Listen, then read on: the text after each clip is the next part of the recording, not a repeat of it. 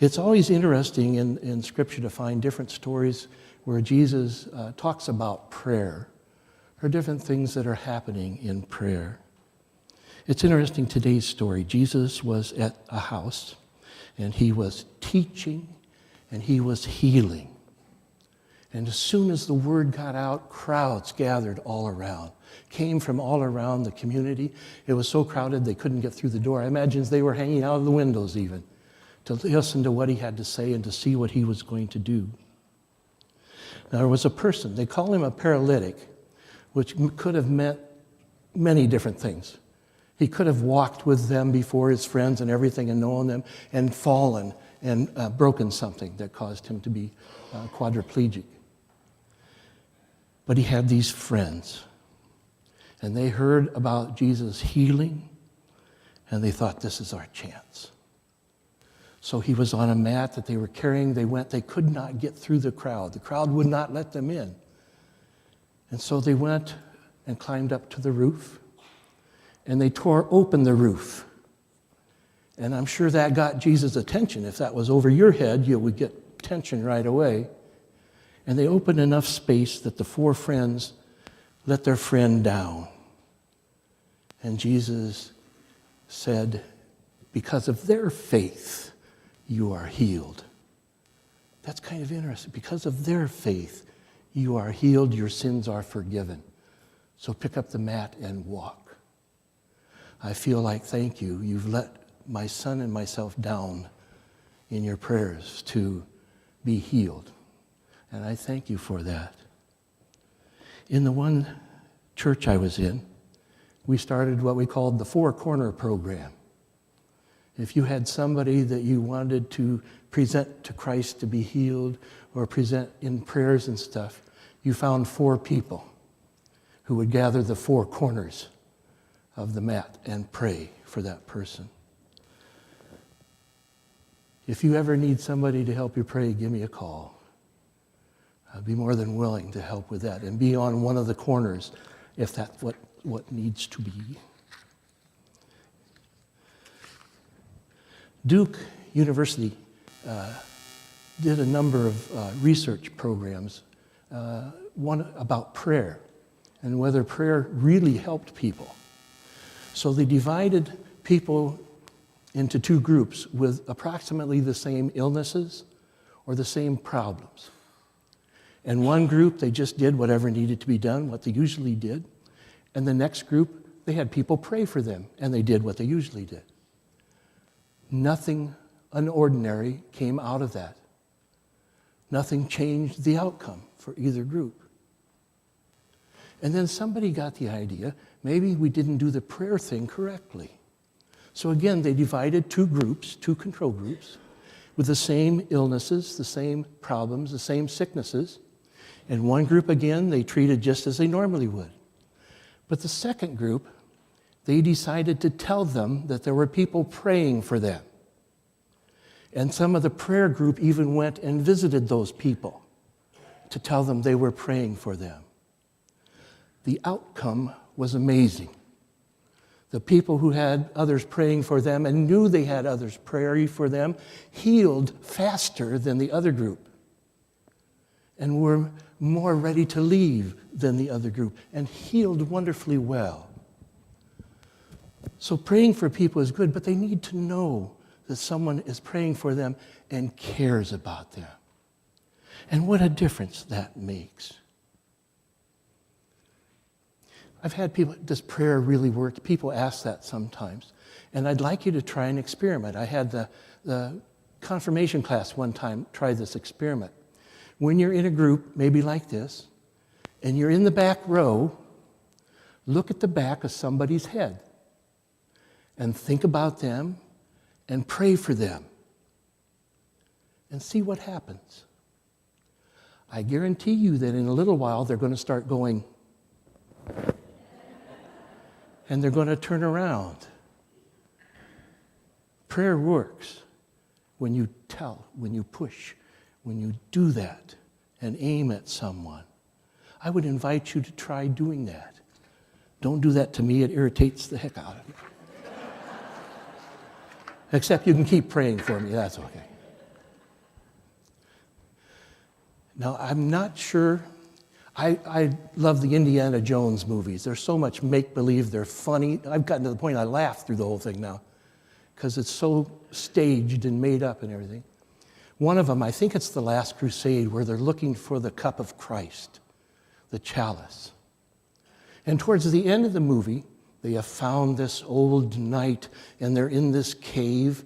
And in this cave, there are shelves with chalices and cups all over, all sorts of them.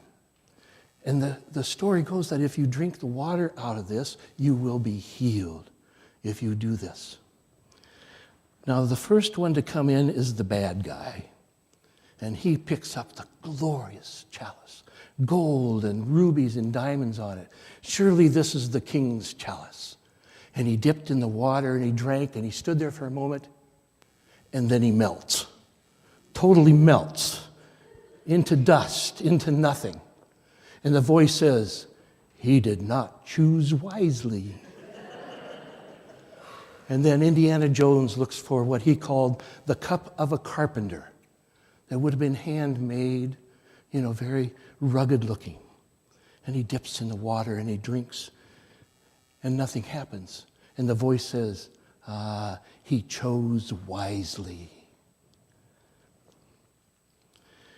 When I started thinking about choice as a sermon idea, oh my gosh, you see choice. It jumps at you all the time when you start thinking about it. Choice. From the moment you wake up, do I get up? Do I not get up? Which clothes do I put on? Where do I go? It's all sorts of things. Am I going to eat? Am I not going to eat? What am I going to eat? All sorts of things happen. I imagine right now you're going through choices. Whether you realize it or not, you are having choices. Do I listen? Do I not listen? Do I fall asleep? Do I not fall asleep? And up here you can see if you fall asleep. So, do I move around a little bit? Do I finish off the candy a little bit? You can't have any more till later. Are you thinking about where you're going for lunch? Or what you're going to have for lunch? Oh my, so many, all these choices constantly going on in your head. Some are easy, some are difficult. Some are good, some are not so good. Some have really easy consequences. Some have larger and maybe not so good consequences that we need to think about and choose wisely. I've been in the process of losing weight. I hope it shows a little bit. And the choices you have to make about eating and about exercise. Some days it's really hard, but you got to get up and go exercise. But I've been walking for quite a while, and I'm up to walking 2.5 miles every day. 2.5 miles. I never thought I could walk a half a mile. But the exercise is important, and it's good. And eating, that is the hardest. I love eating. I love pizza and French fries. Oh, and chocolate. And I have to watch, and I know the carbs of these things. And to stop with one piece of pizza is the most awful thing in the world. But it's a choice. It's a choice you make if you want to lose weight. I've lost 30 pounds since last summer. So no, don't do that. I have to lose more now, too. So. Part of the reason for that is the doctor said you don't get a new knee unless you lose weight and your A1C is under control. They're there. So I get to have a new knee in June. I hope. We're still hoping for that. And in the process, again, you make mistakes. And I know when I make the mistakes. So you take a deep breath and you go on and you try it again. And keep trying to choose wisely.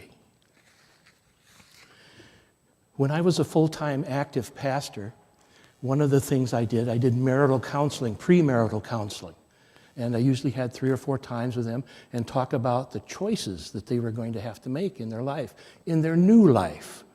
because it was a new life and there was another person to consider all the time in all of your choices. So we had to talk about that.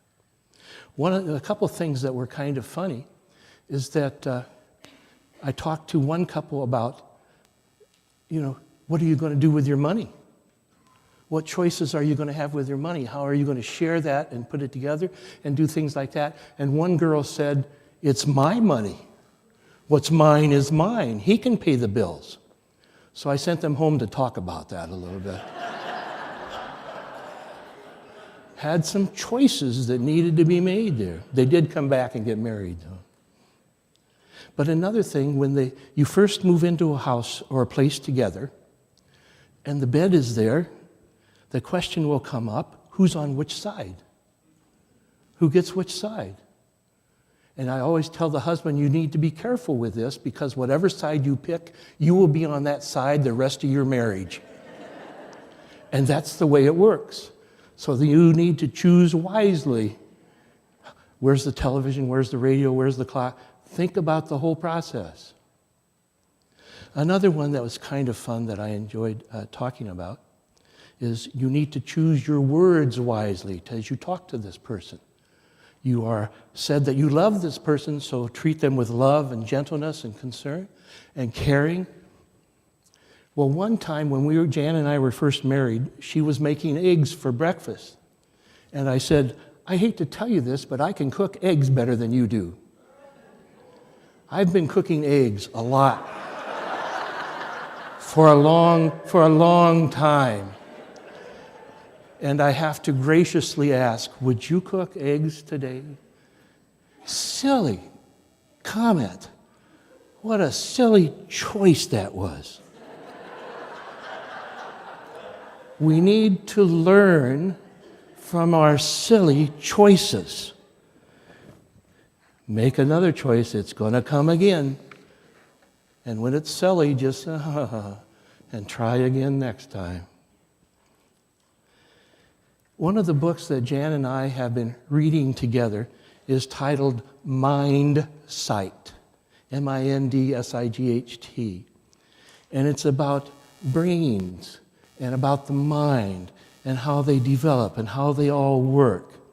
And it talks about the different parts, the synapses, the neurons, all the different centers, and how they work together and how they affect different parts of the bodies and everything, and how they create things in different ways. And after reading all this, he still says, and there's more yet to come. And they still have not done everything to discover what happens in the brain when we think and when we do different things. Many people thought that for a long time, as you get older, as a person gets older, their brain stops growing or stops working. And they found out that's not true. It keeps going and keeps developing. Every time you have a new experience, every time you have choices to make, it keeps growing and creating new synapses and new neurons even. So your brain grows constantly, all the time. New experiences, new choices, and we grow. I found that because of reading that, and even before that, I play a lot of cards. I play a lot of bridge. And sometimes it's fun, and sometimes it's not so much fun. Sometimes you win, sometimes you don't. And in a group of 4, you come in first or last or somewhere in between all the time. But with bridge and playing cards, every time you play, it's a new experience. You never get the same cards. Never are they the same cards. I've been tempted to ask my son, the intelligent one, about the one who does, don't tell Jim that, the one who is a research scientist at Columbia University. He was math, science, physics, all these things. And I wanted to ask him, what's the chances and the probability of getting the same hand? And when I suggested that to him, he said, you can't calculate it. It would be millions and billions that you would ever get the same hand. Oh, I said that. Boy, don't tell Andrew I said that. Or Jim. Don't tell either one of them I said that.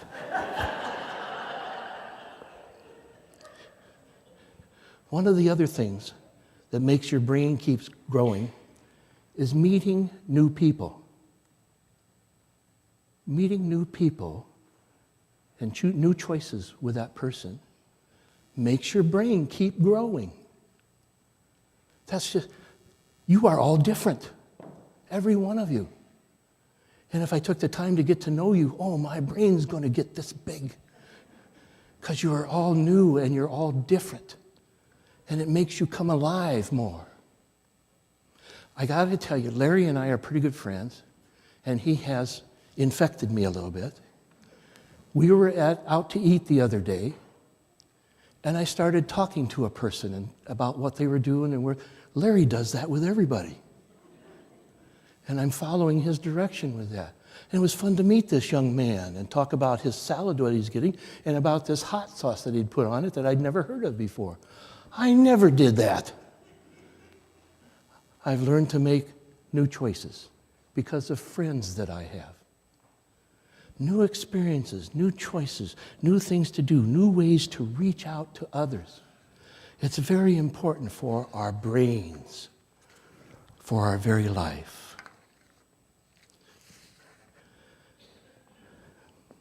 We have choices. Galatians tells you some of the bad ones. Maybe we need to read that once in a while and have our kids read that as they grow up.